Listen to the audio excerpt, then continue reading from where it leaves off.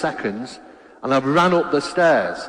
And as I ran up those stairs, I heard something running away. It sounded like small.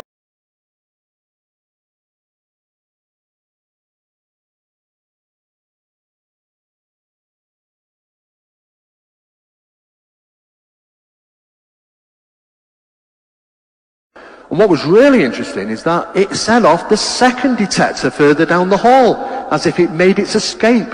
And I'm hot behind it. I'm running after this thing. I can't see anything, but I'm running after it. And I'm running down the hall. It's set the next one off. It's headed it off before me into the back bedroom. Nothing there. No idea what it was. But we heard the small footsteps. It was like we were...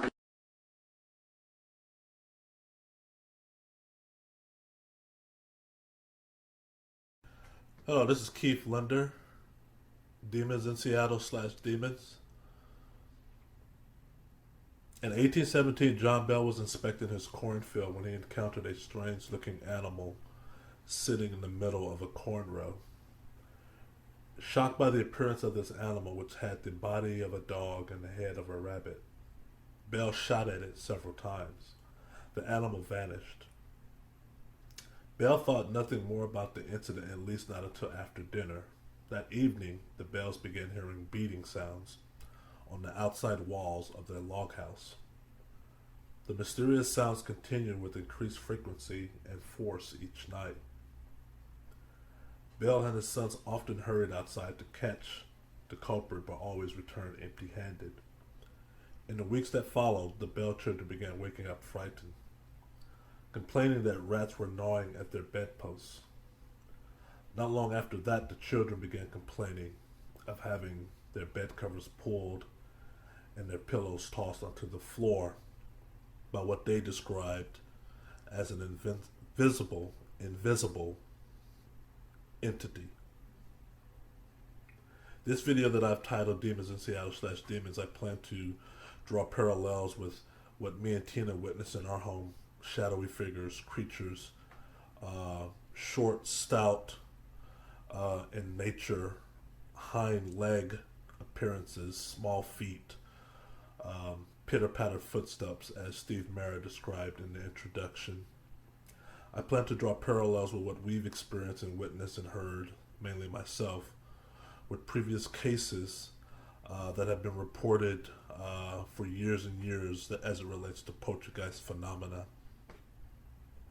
One of the things that's not often talked about in the paranormal field, not talked about in the parapsychology field, that I think purposely is being avoided, or being avoided purposely, is what are poltergeists, and is it possible poltergeists are in fact demons, or demons can at will masquerade and execute poltergeist phenomena. This video is simply my own opinion with the evidence that has been compiled out of my house by me and others, and also the comparisons that I'm going to try to make with previous cases where house occupants have reported seeing similar things. Thank you.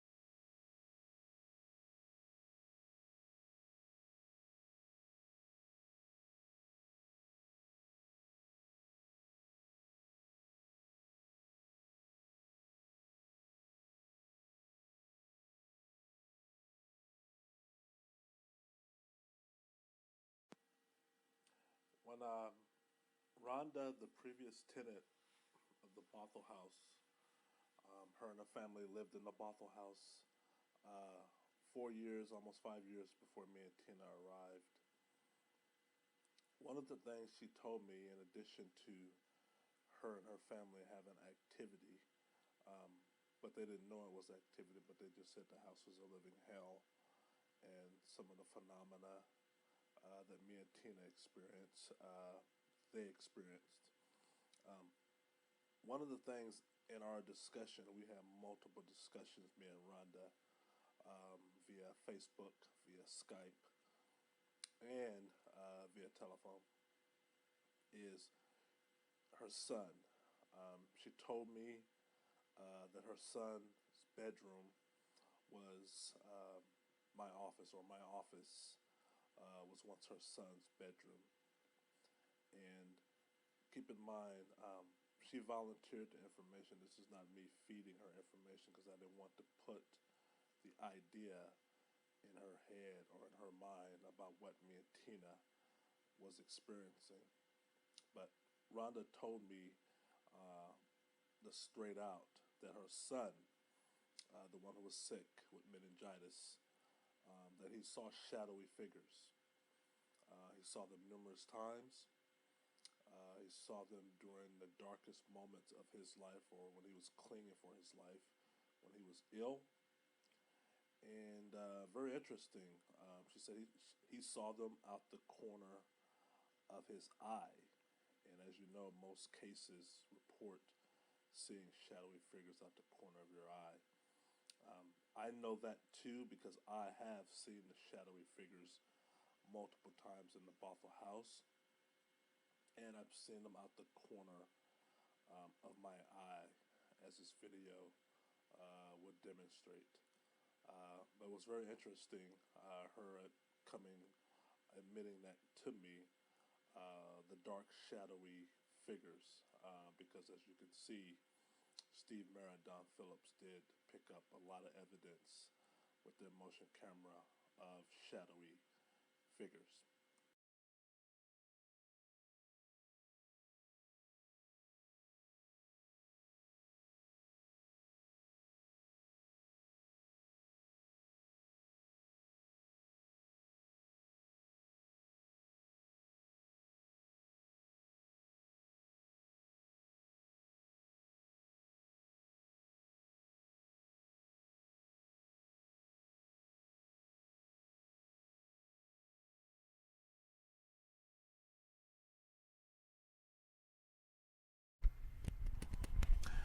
If we're going to talk shadowy figures and demons possibly being poltergeists, or poltergeists in fact are demons, then we don't have to strain or look too hard. All we have to do is follow the historical record written and documented about poltergeists.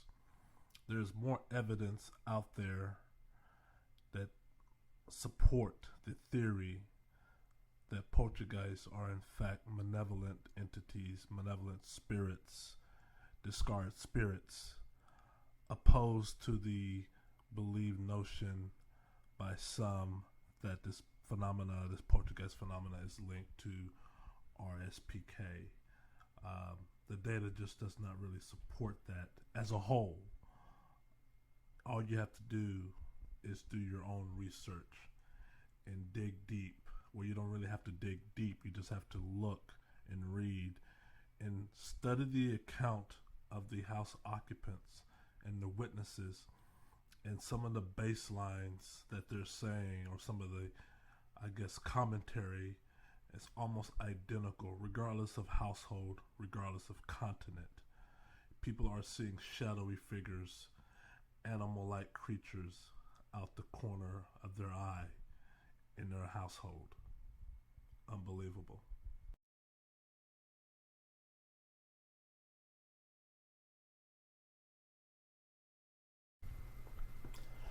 Imagine going downstairs in your house for a glass of water, or you're just loading up the dishwasher, you're about to retire for the night, Or you may be in your garage taking the trash out. It's trash day. Or you may be in your bedroom or in your office watching TV, sorting out laundry, doing laundry, brushing your teeth, or any number of things that you would do in your household while living in your home. And imagine seeing dark shadows out the corner of your eye. And you turn toward the direction of that shadow, and that shadow is gone. Imagine that.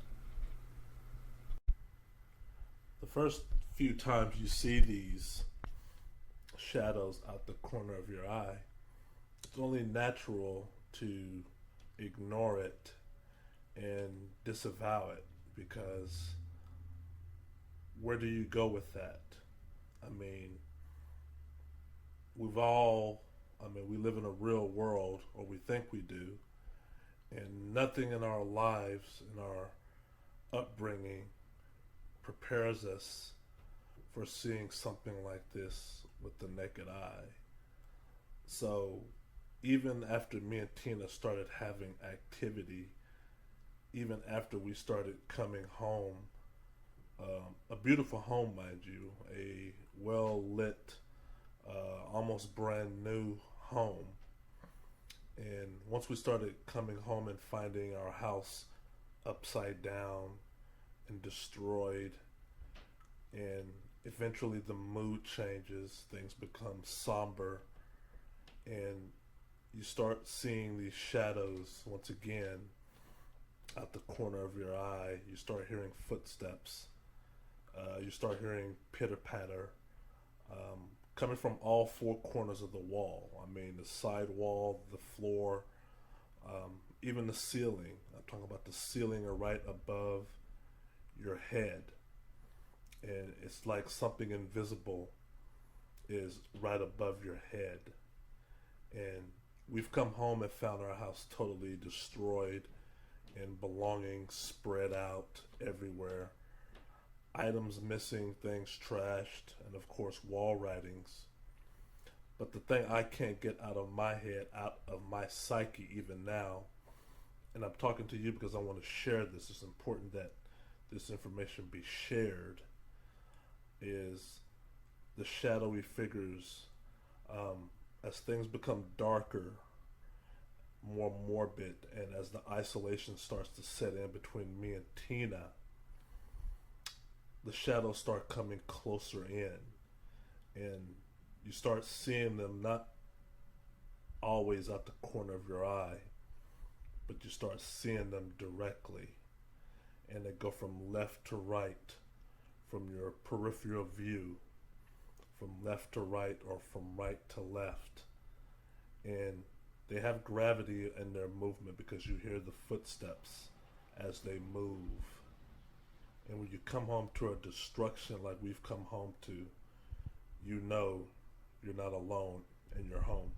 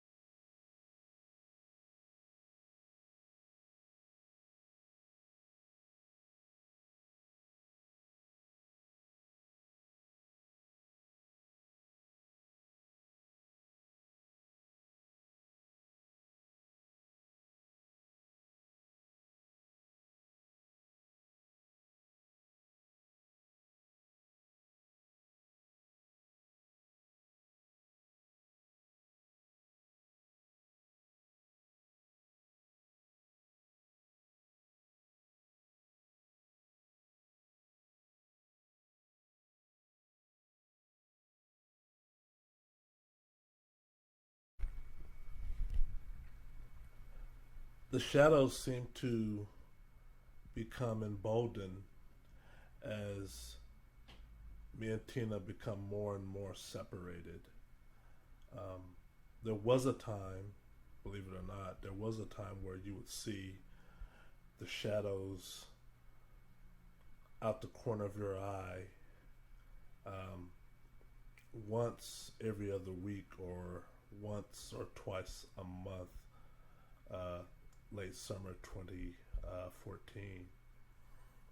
But as the activity begins to increase and help becomes harder and harder to find, and the finger pointing between me and Tina increases on what to do, on what not to do, and who's not pulling their weight,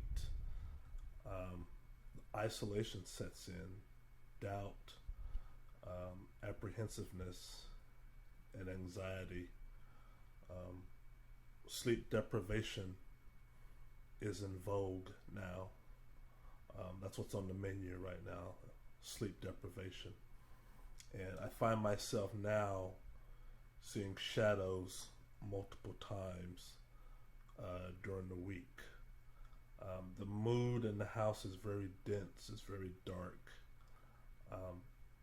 The activity used to be in the house or around the house. Now the activity is wherever room I'm in. Now the footsteps are outside whatever room I'm in. Sheet tugging, poking, prodding, mattress indentations,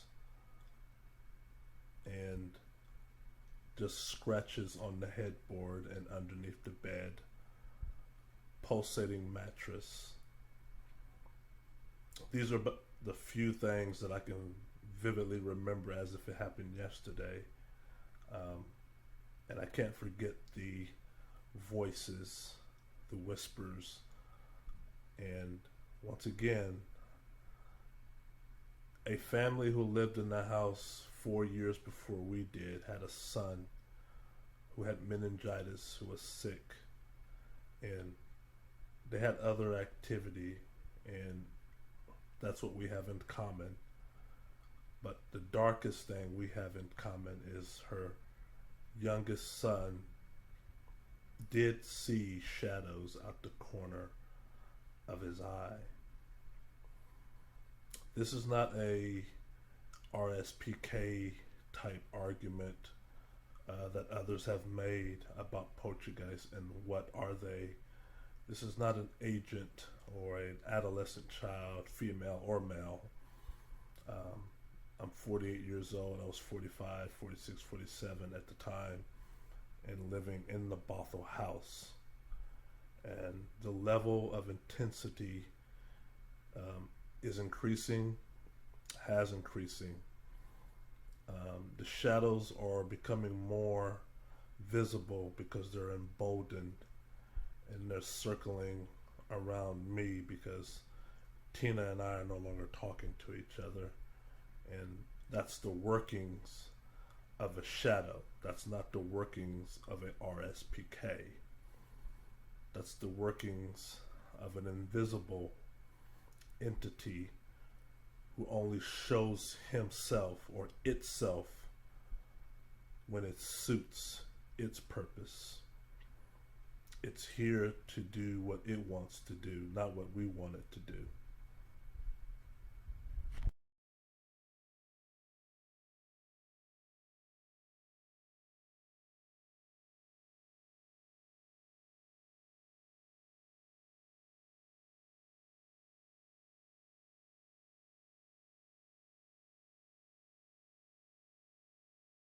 And what was really interesting is that it set off the second detector further down the hall, as if it made its escape. And I'm hot behind it. I'm running after this thing. I can't see anything, but I'm running after it. And I'm running down the hall. It's set the next one off. It's exiting it off before me into the back bedroom. Nothing there. No idea what it was. But we heard the small footsteps. It was like we were